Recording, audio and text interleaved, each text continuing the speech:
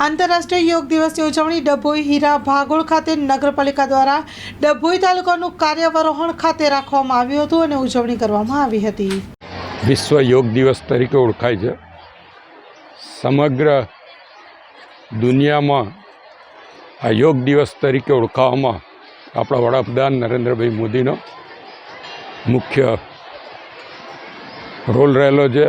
ત્યારે આજના દિવસ આજે કાયાવરોહણ શ્રી બ્રહ્મેશ્વર યોગ મંદિર ખાતે લકુલેશ મહાદેવના સાનિધ્યમાં ડભોઈના તાલુકા કક્ષાના યોગનું આયોજન કરવામાં આવ્યું હતું.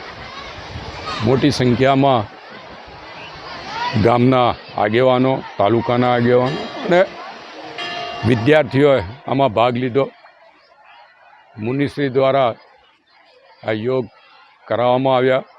યોગનું મહત્ત્વ સમજાવવામાં આવ્યું. આપણી પ્રાચીન સંસ્કૃતિમાં યોગનું મહત્ત્વ બતાવેલું છે. આપણા ચારેય વેદોમાં પણ યોગ બાબતે વિસ્તૃત વર્ણન કરેલું છે.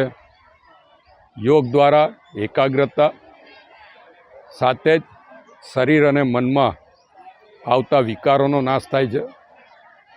રોજે રોજ આપણી દિનચર્યામાં યોગને વણી લેવું એ આપણા સ્વાસ્થ્ય માટે પણ ખૂબ જરૂરી છે.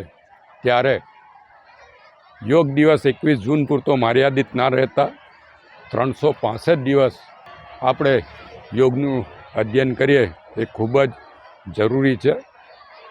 અને ગુજરાતમાં યોગ બોર્ડ દ્વારા ઠેર ઠેર યોગ શીખવાડવાનું આયોજન કરવામાં આવી રહ્યું છે. અને એના જ કારણે ગુજરાતમાં સૌથી વધુ યોગ પ્રત્યે જાગૃતિ આવી છે. હું સરકારનો, યોગ બોર્ડનો અને આજના આ યોગ દિવસે યોગના આ કાર્યક્રમમાં ભાગ લેનાર તમામને અભિનંદન આપું છું, શુભેચ્છા પાઠવું છું.